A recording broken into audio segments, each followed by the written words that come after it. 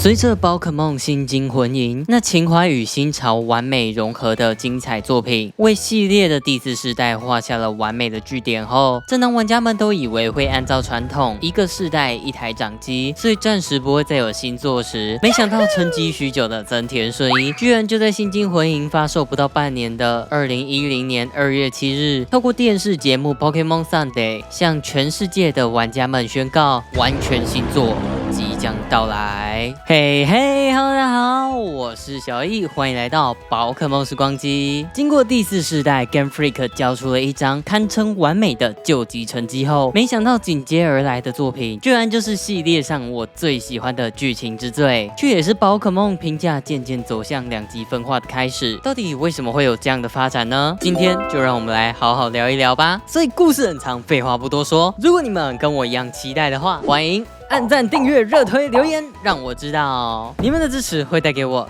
繼續前進的決心。如果各位有興趣看上一部影片的話，都歡迎點右上角資訊卡或下方資訊欄連結。就讓我們趕緊開始嘍！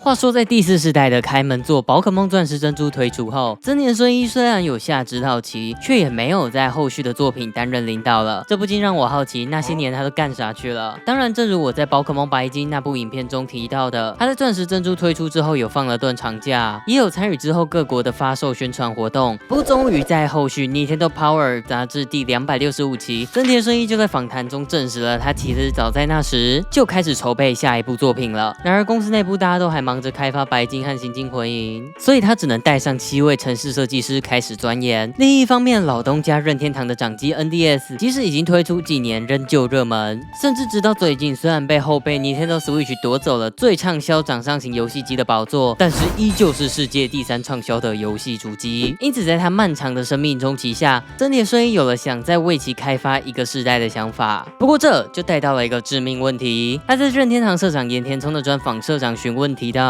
之前每個世代的進步都是依賴遊戲機硬體做出的更新 ，Game Freak 基本上只需要跟着一起使用，玩家們就能獲得新鮮感。但這次既然要使用同一個硬體，就勢必得在內容上做出突破，否則就無法吸引玩家。因此，這次他打算為系列帶來前所未有的巨變，意味着為了阻止玩家從寶可夢畢業並吸引新玩家，他打算從頭到腳，甚至不惜連底層邏輯都做出更新。然而，實際該怎麼做？他還在煩惱該如何是好。正巧當時日本正在舉辦寶可夢10周年的音樂會，舉辦的地點正是對應了前4世代的關東、關西、九州和北海道。這時有人問增田順一，如果還能選其他地方，你想在哪裡舉辦？增田順一想了想，紐約好像不錯，因為人多，能舉辦音樂會的場地也不少。雖然最後因為空運樂器的成本太高等考量，所以沒成真，但這就帶給了增田順一一個全新靈感，決定下部作品的舞台將走出日本，跨越太平洋來到紐約市。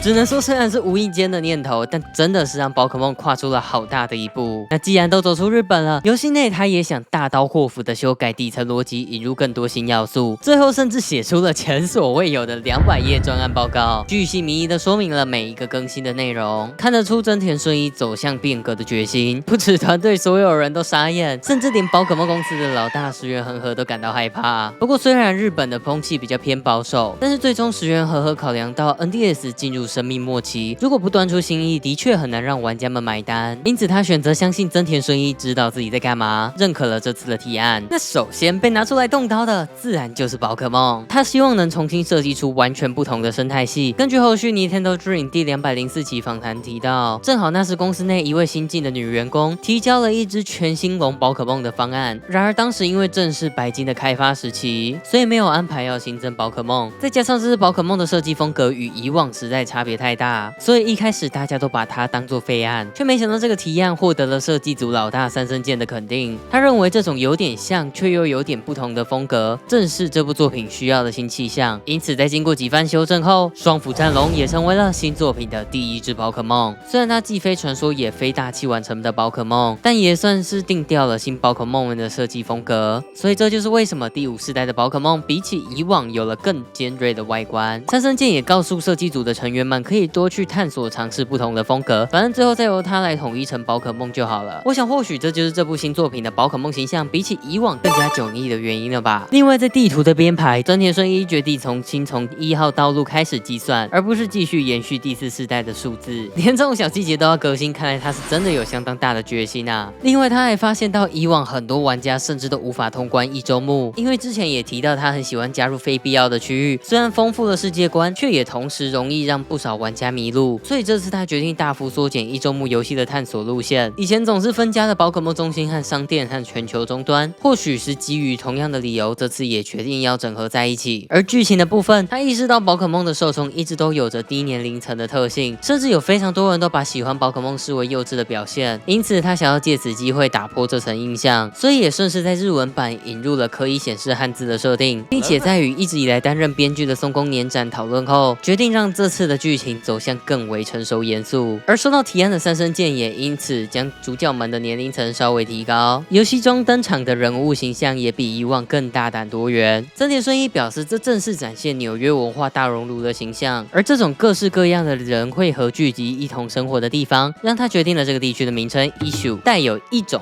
一起的意思，中文則是取自美國的全名美利坚合众國的縮寫合众。最後時間總算來到新境魂營推出的2009年9月12日 ，Game Freak 全員總算能齊聚制作全新的作品了。12月5日時 ，Poképark Wii Pikachu no Daiboken 推出，也和寶可夢不可思議迷宮類似，是操作寶可夢冒險。不同的是，這次採用全3D 的視角，還有各種小遊戲能夠體驗，算是一部蠻有趣的小外傳。接着總算進入2010年，真田順一先是在1月29日發布預告貼文，之後在2月7日的 Pokémon Sunday 宣布新劇場版的同時，也展示出了全新寶可夢的剪影，並告訴觀眾他將會成為新劇場版的主角。有趣的是，這次居然是使用自己來作為隱藏名字的代稱，而不是以前常使用的 X。之後遊戲和劇場版的內容也透過這個節目逐步揭曉。另外3月6日，寶可夢巡護原光的軌跡作為3部曲最終章推出，嚴格來說也算是為第4世代畫下了正式的句點。5月16日，全新的初始寶可夢在 Pokémon Sunday 露面。7月10日，幻影的霸者索羅亞克總算正式上映，首次出現除了夢幻和百變怪以外能夠自由變身的寶可夢，其中的親子愛展現得非常熱血，甚至還驚動了閃光的鳳凰親衛隊們。雖然不比上次路卡迪歐還要印象深刻，但我個人覺得也是一部相當好的劇場版。而透過票兌換得到的史拉比，也就能在新境魂營中帶領玩家們看到小櫻的過去，也算是填補了他最後的秘密。可惜的是，8月19日在動畫《寶可夢鑽石 and 珍珠》中，當所有觀眾看着小智帶上歷代最強隊伍已經胜券在握時，卻半路殺出了一位不明所以、幾乎毫無不成的神獸男達克多，打出一場我個人認為連隊長都算不上的虐殺，造成了動畫的大炎上。即使最終結局的收尾非常完美，小智與小光的友情也令人感動，然而這缺憾直到今日依舊是許多粉絲的意難平。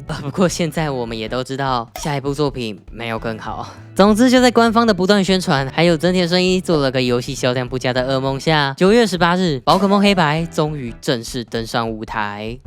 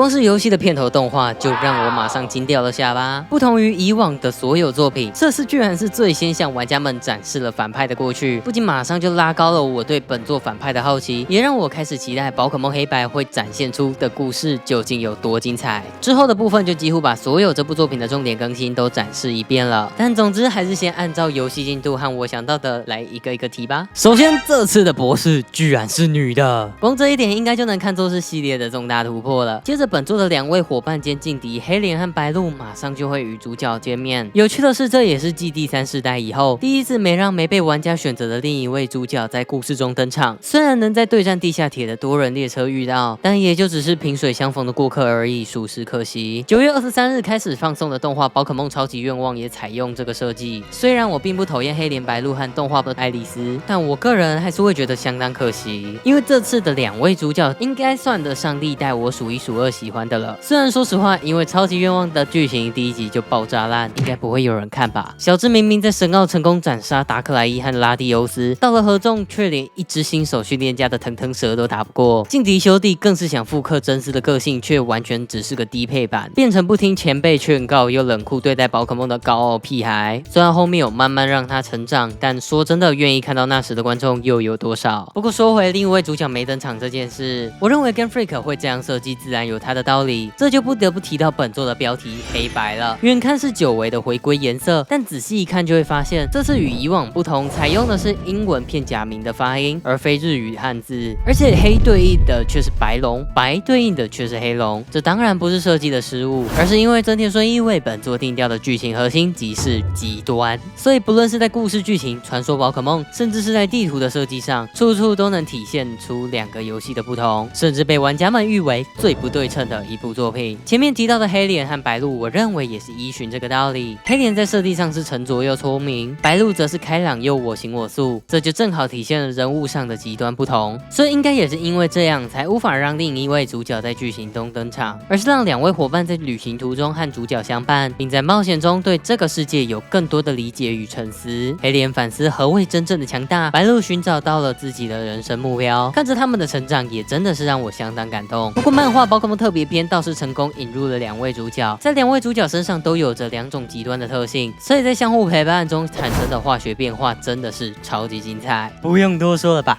都快給我去看！接下來對話的部分，這次拉出了明確的對話框。這個更新雖然小，但因為能更方便的在多人對話時指出現在是誰在說話，可以說是為遊戲的大場面提供了重要的助力。但是最能讓玩家眼前一亮的，肯定就是寶可夢對戰時的動態了吧？不止寶可夢的動畫常駐，要是靜止一段時間不行動，或是使出招式時，還能看到畫面位移。第一次看到時真的是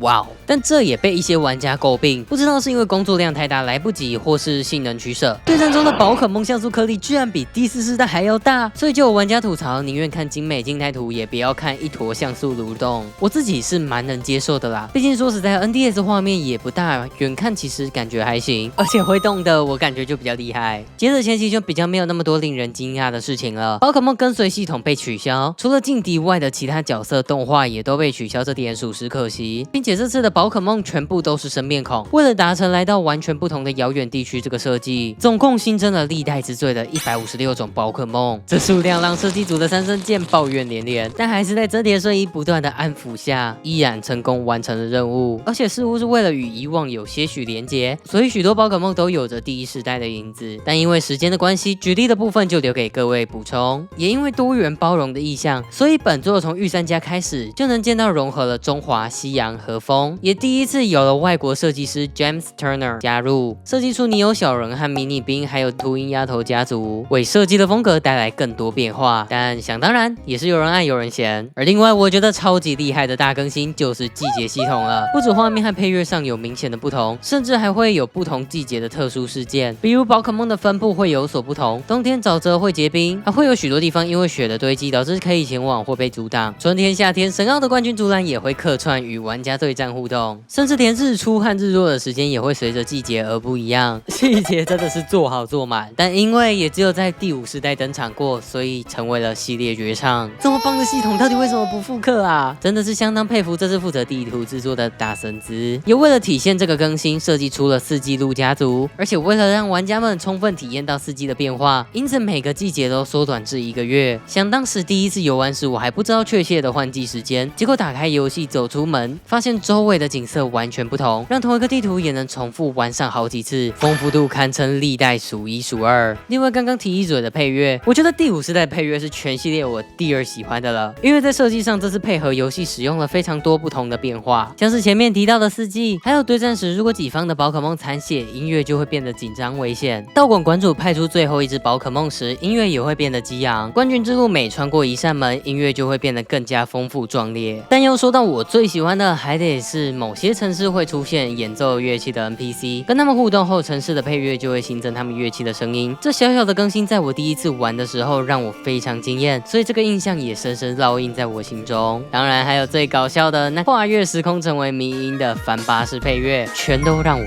印象深刻。而前面提到對戰，那就不得不提非常重要的優化，那就是扣血進度加快啦！終於不用像以往一樣，每出一招就要慢慢等寶可夢掉血，那種煎熬的時代終於要過去啦！不信你們自己看。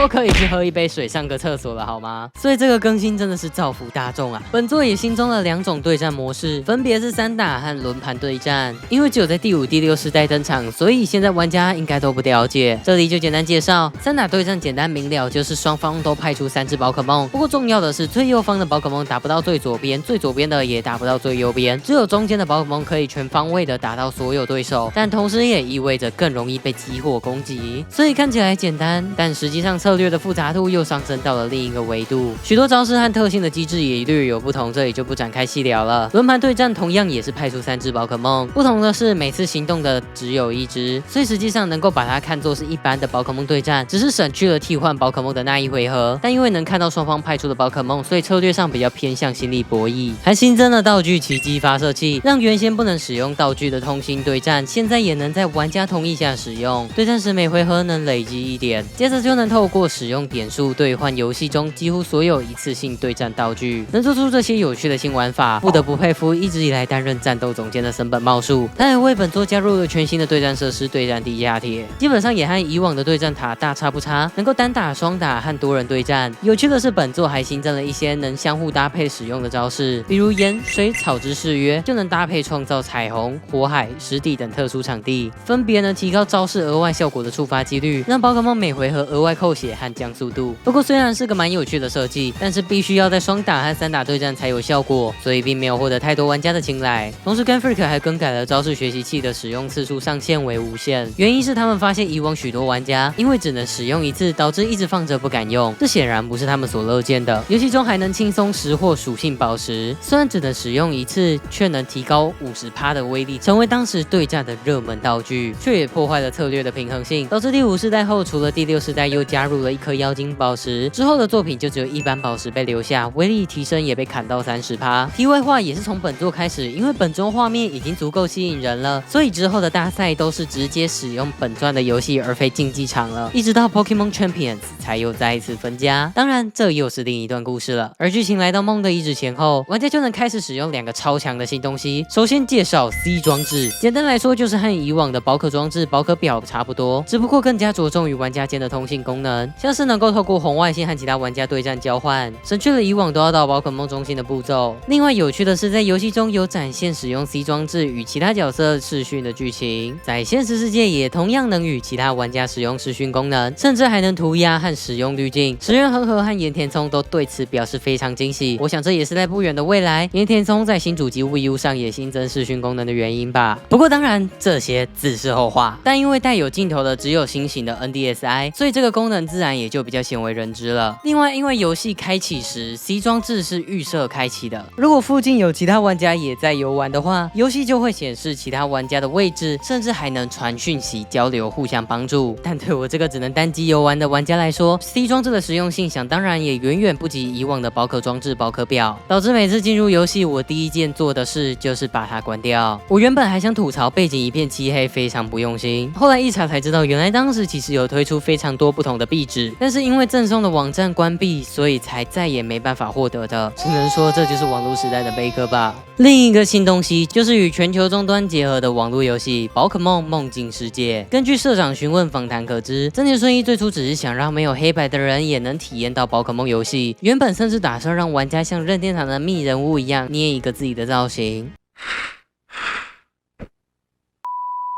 但因為這樣和黑白的主角長相不同，可能產生割裂感，所以沒有時裝。沒想到後來設計團隊遞交出了石夢夢這隻寶可夢，讓他想到了能以做夢來作為跨裝置連接的要素。在夢境世界中，玩家可以種植樹果，還能夠與其他玩家交易道具和遊玩非常多小遊戲。之後就能在黑白的連入之森遭遇到一些遊戲正常無法遇到的寶可夢，並且讓部分寶可夢獲得了稀有的隱藏特性。只要在夢世界捕獲到的寶可夢有隱藏特性的設定，就必定會是隱藏特性，所以這也讓後續玩家都習慣稱它為夢特性。現在再無任何方法進入，真的是非常可惜。不過營運整合他們的網站寶可夢全球連結，倒是一直撐到第7世代中期才正式結束。而且據說這個功能一上線就大受歡迎，遠超預期的訓練家湧入，導致伺服器扛不住崩潰，搞得真田順一連忙發推文道歉。接着我想聊，在遊玩整個一周目的時候，我一直有一種說不上來的違和感，直到進入2周目遇到水路使用衝浪時，我才驚訝的想起，怎麼在整個一周目幾乎完全用不到秘傳招式啊？仔細一想，確實除了夢的遺址需要居合斬外，其他地方除非主動繞路探索，不然完全不影響主線。後來經過調查才知道，這正是前面提到真田順一為了讓所有玩家都能通過一周目，而和負責地圖設計的大森資討論做出的結果。所以這部作品的道路也明顯比其他作品短上許多，甚至通關一周目時還只會經過整個合眾地區的左半部分，但這並不表示探索區域有所縮減。事實上，如果玩家願意主動繞路，值得去的地方還是相當多的。比如2周目的海底遺跡就是一個能花非常多時間的迷宮。題外話，這也是第3世代寶石版以外唯一可以潛水的地方。不過目前看起來第10世代也有意要做出來就是了。還有這代新增高幾率能一次遇到2隻寶可夢的深色草叢，讓玩家不需要組隊也能和野生寶可夢雙打對戰。同時還把第4世代寶可追蹤會搖動草叢的設計也擴充，讓不論是在洞穴、水上，甚至是橋上，都有機會遇到稀有寶可夢或道具。其他簡化的還包括能夠設置捷徑的道具更多，捕獲寶可夢數量越多越容易觸發的彗星捕捉。道路上能遇到對戰勝利，就會幫助恢復寶可夢的醫生護士，與會贈送樹果解決遊戲中無法種植的巡護員。和戰鬥外中毒的寶可夢不會再扣血了吧？提高了玩家的方便性和讓玩家恐懼感大幅下降。而說回地圖，這次他們則是更加着重在場景3D 化的設計，所以許多道館都變得更加戲劇多樣化，像是雷文道館的雲霄飛車就讓我完全不想停下來。但其中真田順一最自豪的莫過於橋的部分了吧？不僅會切換各種不同的角度，甚至還有獨立的動畫，每座橋展現的特色更是令我大開眼界。實際去走一次，相信大家一定都會被驚豔到。雖然橋上能做的事情不多，但是或許是因為制作的實在太用心，所以讓我總是想多待一陣子。另外城市的部分，我覺得這次帶來的記憶點也更多了，像是前面提到糖草鎮的音樂，還有雷文市的樂園摩天輪、吹技式的飛機場、金輪鎮的列車，當然還有合眾的最大城市飛雲市。第一次在寶可夢的世界觀下展現如此繁盛的都市，採用圓形的視覺呈現方式，可以說是2D 與3D 的完美融合典範。實際上在本作中也大量採用了這種設計，像是天堂之塔、龍螺旋之塔和地下鐵車站，不僅帶來了視覺的衝擊，也不會因為是3D 導致操作手感不習慣，堪稱是兩全其美的完美設計。而其他透過劇情進展到1周目最終城市雙龍市，則是以另一種形式令我感到驚訝。雖然單看自己的遊戲可能覺得沒什麼，但只要一看另一個版本的雙龍市，就會發現什麼鬼，這也差太多了吧！在黑中是求新求變的高科技都市，在白中則是尊重歷史的文化古都。連與我們對戰的道館館主都不同，黑的館主是夏卡，白的則是愛麗絲。兩人一位是老者，一位是幼兒，一位優雅尊貴，一位野性奔放，一位皮膚白皙，一位皮膚黝黑。如此極端對立的兩人，在這極度不同的兩個世界和平共處的守護着這座城市，不僅相當亮眼，也完美的扣合了遊戲的劇情核心。進入2周目後，還有另一個區域——黑色都市和白色森林。黑色都市可以與居民對戰和出售道具，白色森林可以捕捉寶可夢和撿拾道具，並且這個地方有點類似與 NPC 交流的平台，玩家可以透過連入潛入其他玩家的區域中邀請 NPC， 就能在自己遊戲中的這個地方見到他們。想當然，越多人能獲得的獎勵也越多。那麼接下來既然該聊的都差不多了，就來聊傳說寶可夢的部分吧。玩家們可以在看板上看到哪個區域有發生極端天氣，就能找到對應的雲朵神。黑板是龍捲雲，白板是雷電雲，湊齊2位後就能見到他們的大哥土地雲。山森健也在2011年5月 Nintendo Dream 的訪談中表示，為了結合人與雲成為神的造型，讓他煞費苦心。土地雲則是之後才增加的，我想這也是為什麼他的圖鑑編號與其他2位相隔有些距離。另外同樣有3位的還有聖劍士寶可夢，戰勝老大溝帕魯翁後就能遇到另外2位成員戴拉吉翁、比利吉翁。夢幻的寶可夢的部分，勝利的寶可夢比克提尼能透過活動取得船票前往遭遇。值得一提的是，這只寶可夢無論是能力值還是體型大小，似乎都是對應着第1世代的夢幻，而且還是第一次出現在圖鑑上編號000的寶可夢。山森健提到，最初他想創作出一只很吉利的寶可夢，所以形象上才有無處不在的 V 字設計，甚至連他的專屬招式都叫 V 熱焰，還是火系直到今日單看數值的最高傷害招式。其他稀有的寶可夢還有前面提到劇場版的史拉比，能夠幫助我們在這部作品獲得唯一的索羅亞，並在迷幻森林遇到索羅亞克，還有在古代城能遇到火神兒。提到他，我就想到，我以前一直很好奇，到底為什麼官方要塑造這只寶可夢？它又不像路卡利歐或索羅亞克有專屬的劇場版，在劇情中的地位也是少之又少。總之就是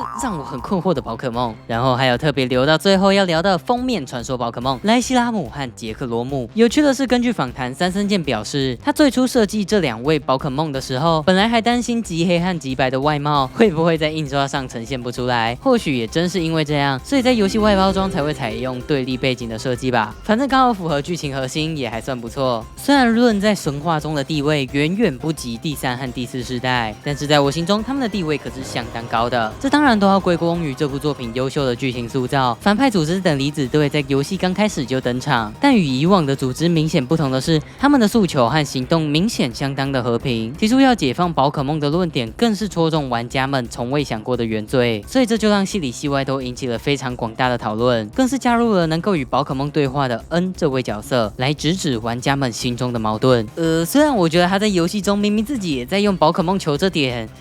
也是挺矛盾的。不過每支隊伍都不同，也能看得出他的確在對戰後都野放了寶可夢們。總之，這就讓整趟旅途中這個疑問都會伴隨着我們。這點我覺得動畫超級願望相當可惜，因為2011年的311大地震導致原本的計劃被打亂，所以等離子隊的登場也被不斷推遲。不過漫畫寶可夢特別篇之中倒是展現得相當精彩，故事中不止配角，就連2位主角都受到了相當嚴重的心理影響，所以其中的辯論沉思與成長就更加精彩了。再推薦一次。但是之後看着他們為達目的不擇手段的搶奪他人的寶可夢，又會讓我開始懷疑起他們的動機是否真的善良。我們也會不斷遇到恩，在一次次的對戰與對話中，讓我理解到他雖然看起來高深莫測，實際上卻是個相當天真到有些誇張的人。他是真心希望能解放所有寶可夢，所以才打算與建國的傳說寶可夢成為夥伴。黑板中是與理想之龍傑克羅姆相伴，白板則是與真實之龍萊西拉姆相伴。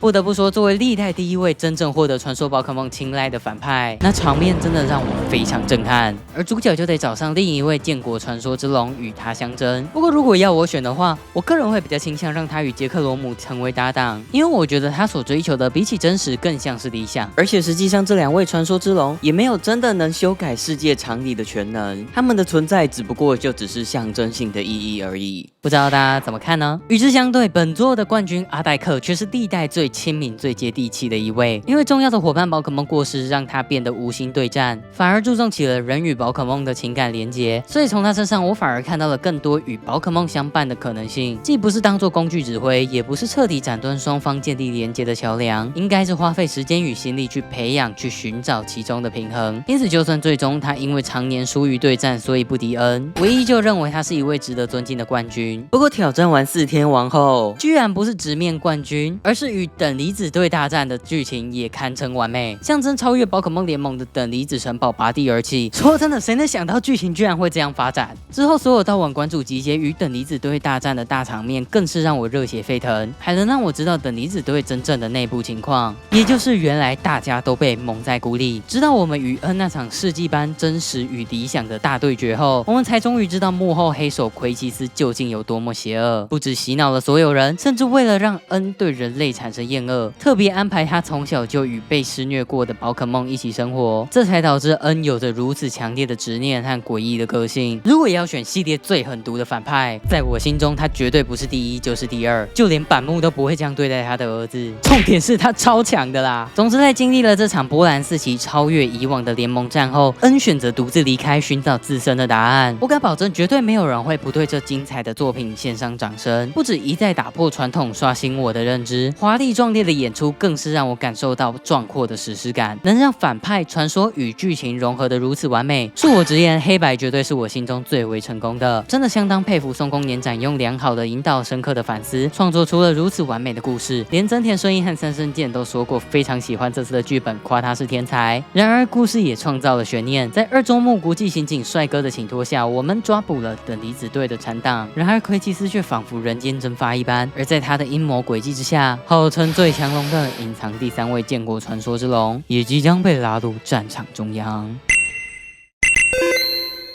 OK， 那麼最後在聊到我的感想之前，如果喜歡這部影片的話，別忘了按讚、訂閱、開啟小鈴鐺、分享這部影片。整理資料、製作影片真的非常不容易，所以如果願意使用，超級感謝，真的會帶給我非常大的幫助。你們的支持會帶給我繼續前進的決心。因為在上部影片中有觀眾提到，感覺開發的故事變少了，所以這次我稍微多加了不少篇幅，不知道大家覺得怎麼樣呢？如果喜歡的話，真的拜托讓我知道，因為要搞清楚發生的時間序真的不輕鬆啊！還不小心讓影片的時長正式突破了30分鐘大關。要知道我頻道建立8年，從來沒有一次拍過這麼長的影片，連我都開始好奇到底誰有辦法一次看完了。所以如果你真的一次看完的話，歡迎留言留下一個勝利的 V， 讓大家知道你是勇者吧。那說到我對寶可夢黑白的感想，不好意思，可能還真的有點多。首先印象最深刻的果然就是恩了吧。說來有趣，我第一次認識這位角色時，甚至還沒玩過任何一部相關遊戲，是國小放學後打開電視，偶然在動畫超級願望看到的。當時幾乎對整個世界觀都不了解，也對恩的故事絲毫不知，連後續的劇情也都忘得差不多了。但是他那陰鬱的氣質與善良大哥的形象，卻不知怎麼的深深烙印在我的腦海。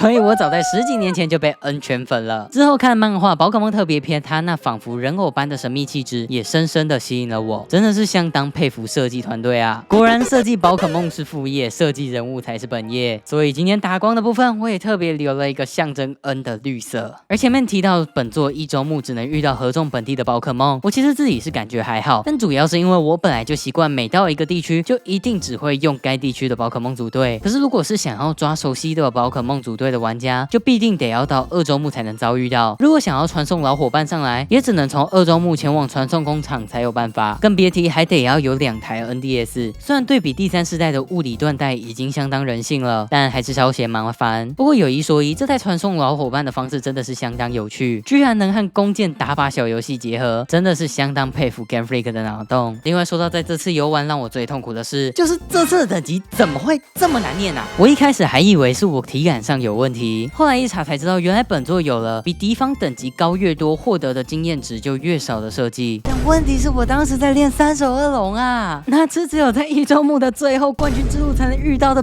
寶可夢啊，害我在冠軍之路卡了將近2個禮拜。有趣的是，山森健也在2011年5月 Nintendo Dream 的訪談中提到，最初在設計3手惡龍時，本來是想把它與戰車的形象結合，但怎麼設計都覺得不好看，才被擱置。不得不說，這還讓我挺好奇的。而在體驗這部作品時，這種讓我感到好奇的感覺充斥着整趟旅途，也真的能夠感受到 Game Freak 在遊戲中的革新。無論是有多種不同風貌特色的4G系統，無論是冒險途中看着夥伴們慢慢成長，尋找到自己的出路，無論是在橋上塔上看到那麼多令人驚豔的3D 畫面，無論是超級精彩跌破眼鏡的冠軍戰，全部都帶給了我一次絕無僅有的享受體驗。最終也成功攀上 NDS 銷量第6名的1564萬份。雖然撇除重置和加強版，黑白的銷量位居系列墊底，因為新掌機 Nintendo 3DS 早了遊戲在6月15日E3展上發布，自然也就影響到了遊戲的關注度。但在遊戲機生命末期還能獲得如此亮眼的成績，已經非常厲害，更別提寶可夢全系列隨便賣都是千萬份起跳，只能說不愧是寶可夢，甚至還成功創下了當時寶可夢發售第1周的銷量紀錄。NDSi 特仕機也大獲好評，我自己也有幸收藏到了一台，那雕刻的質感真的是有種史詩的感覺啊！其他還有很多我印象深刻但來不及細聊的，像是在寶可夢音樂劇欣賞夥伴表演，在天堂之塔塔頂聆聽淨化我身心靈的鐘聲，總是忘記去排隊所以買不到的飛雲冰淇淋，到晚觀眾們更加豐富立體的人物塑造，第一次可以自由選擇4天王挑戰順序與房間華麗布置的驚喜，還有與 NPC 們來場浪漫的摩天輪約會，更別提本作我最喜歡的音樂 Emotion， 每次音樂一響都會讓我渾身起雞皮疙瘩，真的有太多事情來不及說了，就有請各位觀眾們在下面留言分享你們的回憶，和我一起討論吧。那麼最後有任何想聊的、想指正的、想分享的，都歡迎在下面留言和我一起討論。希望所有古今未來的優秀作品都能被世人看見并記住。我是小易，